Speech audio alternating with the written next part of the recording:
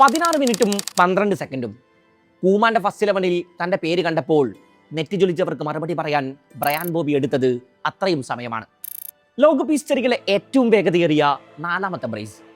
ജപ്പാനെതിരായ മത്സരത്തിൽ റൊണാൾഡ് കൂമാന്റെ സബ്സ്റ്റിറ്റ്യൂഷനുകൾ വലിയ വിമർശന ശരങ്ങൾ ഏറ്റുവാങ്ങിയതാണ്. സമർവിൽ മുതൽ ഗാക്പോ വരെ കളം നിറഞ്ഞ് കളിച്ചുകൊണ്ടിരുന്ന സകലരെയും ഒരു ഘട്ടത്തിൽ അയാൾ പിൻവലിക്കുന്നുണ്ടെന്ന്. അതിനയാൾക്ക് കൊടുക്കേണ്ടി വന്നത് വലിയ വിലയാണ്. ജപ്പാനെതിരെ സ്കോർ ചെയ്ത സമർവിലിന് പകരമായാണ് ഇന്നലെ ബ്രോബി ഫസ്റ്റ് 11-ൽ ഇടം പിടിച്ചത്. 11-ൽ അയാൾ കൊണ്ടുവന്ന ഏക മാറ്റം. കൂമാന്റെ തീരുമാനം ശരിവെക്കാൻ ബ്രോബി മണിക്കൂറും ചില്ലറ സെക്കൻഡുകളുമാണ് എടുത്തത്. ഇക്കുറി നെതർലൻഡ്സിനെ ലോകകപ്പിലെ ഹോട്ട് ഫേവറിറ്റുകളുടെ ലിസ്റ്റിൽ പെടുത്തുന്നവരും അല്ലാത്തവരുമൊക്കെയുണ്ട്. കഴിഞ്ഞ 3 ലോകകപ്പുകളിലെയും വിജയികളെ കൃത്യമായി പ്രവചിച്ച ജർമ്മൻ ഗണിതശാസ്ത്രജ്ഞൻ ജോക്കിം ക്ലെമൻ ഇക്കുറി പ്രവചിക്കുന്നത് നെതർലൻഡ്സ് കലാശപ്പോരിൽ പോർച്ചുഗലിനെ വീഴ്ത്തി കിരീടമണിയുമെന്നാണ്. ഇത് കേട്ട് ചിരിച്ചവർ ഏറെയാണ്. ക്ലെമന്റിന് തന്നെ തന്റെ പ്രവചനത്തിൽ അത്ര ഉറപ്പുണ്ടായിരുന്നില്ല. അടുത്ത ലോക ചാമ്പ്യൻ ആരാകുമെന്ന എൻ്റെ പ്രവചനത്തെ അടിസ്ഥാനമാക്കി ആരെങ്കിലും ബെറ്റ് വെക്കുന്നുണ്ടെങ്കിൽ അവരെ രക്ഷിക്കാൻ എനിക്ക് പോലും സാധിക്കില്ല എന്നാണ് പറയാനുള്ളത്. ക്ലെമൻ ചിരിച്ചുകൊണ്ടാണ് ഇത് പറഞ്ഞു വെച്ചത്.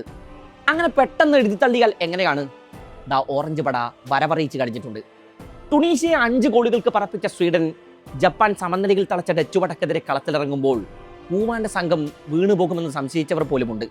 എന്നാൽ ഇന്നലെ ഹ്യൂസ്റ്റണിൽ ഫൈനൽ വിസിൽ മുടങ്ങുമ്പോൾ സ്വീഡൻ ടുണീഷ്യയെ തകർത്ത അതേ സ്കോറിന് നെതർലൻഡ്സ് സ്വീഡനെ കശക്കിയെറിയുന്നു.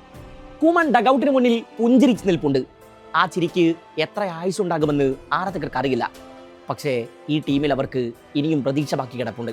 കളി തുടങ്ങി വെറും 5 മിനിറ്റിനുള്ളിൽ സ്വീഡിഷ് വലയിൽ പന്തെത്തിക്കുന്നുണ്ട് ബ്രോബി. വെർബ്രഗനിൽ നിന്നാണ് ആ ഗോളിലേക്കുള്ള പന്തിന്റെ സഞ്ചാരം ആരംഭിക്കുന്നത്. എതിർ ഹാഫിൽ മധ്യവരക്കടുത്ത് വെച്ച ഗോൾ കിക്കിനെ ബ്രോബി റേഞ്ചേഴ്സിന് മറിക്കുന്നു. പിന്നെ ഗോൾ മുഖത്തേക്ക് ഒരു കുതിപ്പ്.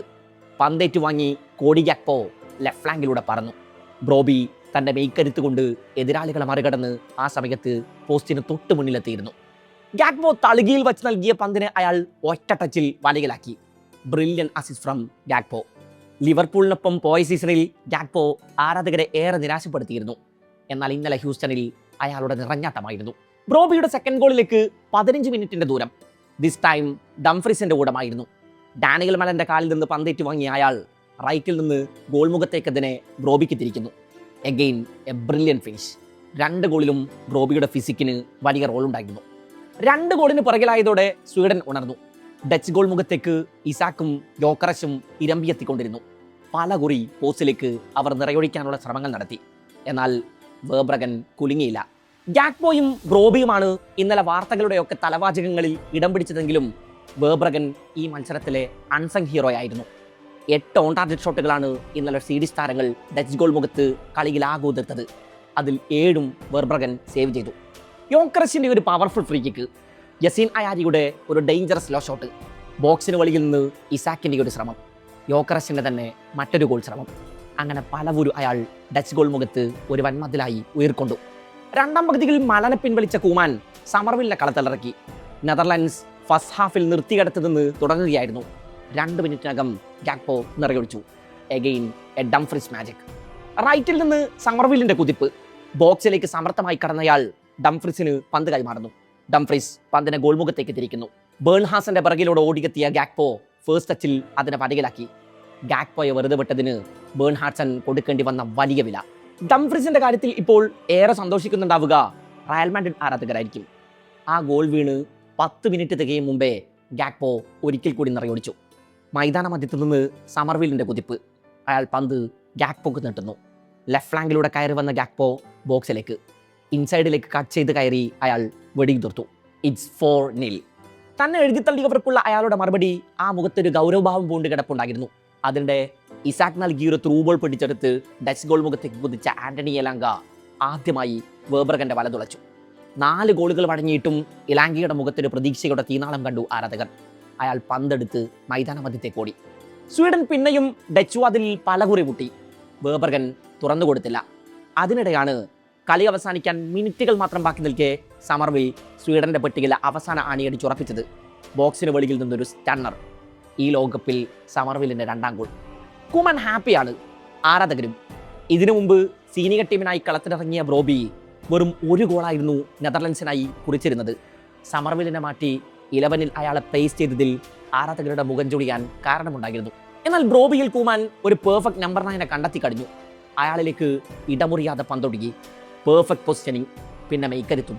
ബ്രോബിയുടെ 2 ഗോളിലും ഈ 2 ഫാക്ടറുകൾ നേളിച്ചു കിടന്നു. സ്വീഡനെതിരെ ഏറെ കരുതലോടെ മൈതാനം പിടിക്കുന്ന ഒരു ഗെയിം പ്ലാൻ ആകും കൂമാൻ ഉണ്ടാവുക എന്നാണ് സകലരും പ്രതീക്ഷിച്ചത്.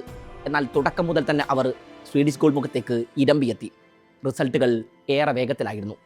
മിഡിൽ ഗ്രാവൻബർഗും ഡിയോങ്ങും എണ്ണയിട്ട യന്ത്രങ്ങളെ പോലെ വർക്ക് ചെയ്തു. സാധാരണ സെൻട്രൽ സ്ട്രൈക്കർ റോളിൽ കളിച്ചുകൊണ്ടിരുന്ന മലനെ റൈറ്റിലേക്ക് മാറ്റി ബ്രോബിയെ സെൻട്രലിൽ പ്രതീക്ഷിച്ചതാവും കൂമാൻ ഈ മത്സരത്തിൽ എടുത്ത ഏറ്റവും മികച്ച ടാക്ടിക്കൽ ഡിസിഷൻ.